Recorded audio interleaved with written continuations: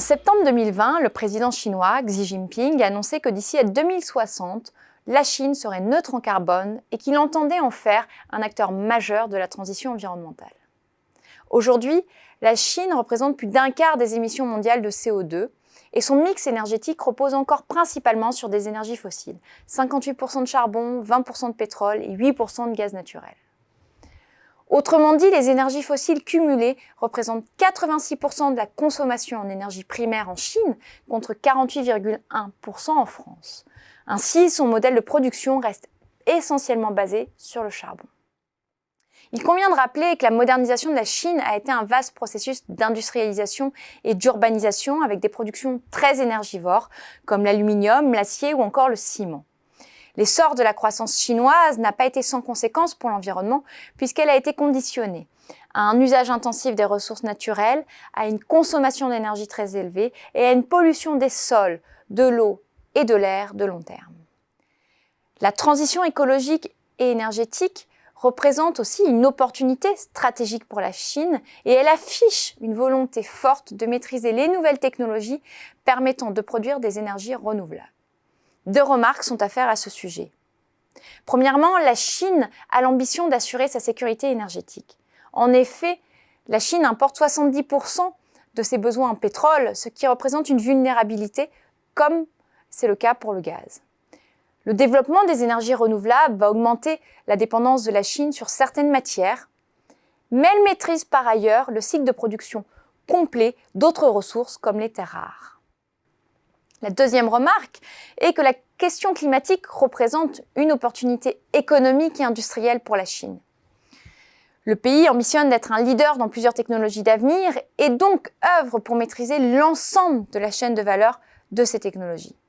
Le programme Made in China 2025 a été pensé dans le sens de cette ambition technologique et cette ambition a été rappelée dans le 14e plan quinquennal adopté en mars 2021. La Chine veut maîtriser les chaînes de valeur en interne, afin d'exporter ses produits comme elle le fait pour les batteries et les véhicules électriques par exemple. Pour atteindre ce but, elle entend augmenter ses dépenses de R&D de 7% par an d'ici à 2025, ce qui représenterait un montant d'environ 490 milliards d'euros en 2025. La transition énergétique est une réelle opportunité industrielle pour le pays. Ainsi, elle est déjà en train d'acquérir des positions dominantes dans toute la chaîne de valeur du véhicule électrique. 88% du raffinage des matières premières associées aux batteries électriques est réalisé en Chine. Elle détient 77% de la capacité de production de cellules de batterie. Il y aura certes un rééquilibrage avec l'augmentation des capacités de production européennes. 60% de la production mondiale de composants pour les batteries est réalisée en Chine. Elle a également des positions dominantes dans le domaine de l'éolien avec un tiers du marché mondial, dans le domaine du photovoltaïque avec 70% de la production mondiale de panneaux. Et elle est en train d'investir dans des domaines qu'elle maîtrise pour le moment moins, comme l'hydrogène vert ou le nucléaire. Le marché chinois constitue aussi une opportunité puisqu'il va continuer à croître comme le pays entend passer de 13% d'énergie renouvelable dans son mix énergétique à 35% d'ici 2030. Afin d'atteindre la neutralité carbone en 2060, la Chine entend multiplier par 10 les capacités de production d'énergie solaire et par 7 celles reposant sur l'éolien et le nucléaire. Mais la politique environnementale chinoise est également porteuse de contradictions. Le pays a des difficultés à se passer des énergies fossiles. Il ne diminue pas son usage du charbon, par exemple, bien au contraire. En 2020, 76% des 50,3 gigawatts de nouvelles capacités de production électrique à partir de charbon étaient chinoises. Les financements chinois couvrent aujourd'hui plus de 70% des centrales à charbon prévues ou en construction dans le reste du monde, notamment via les nouvelles routes de la soie. Le pic de charbon est prévu pour 2025 et il est envisagé ensuite une réduction de son usage. La question du charbon pose également des questions sur le développement économique de certaines régions, comme le centre et le nord du pays, dont le développement est très lié aux industries lourdes.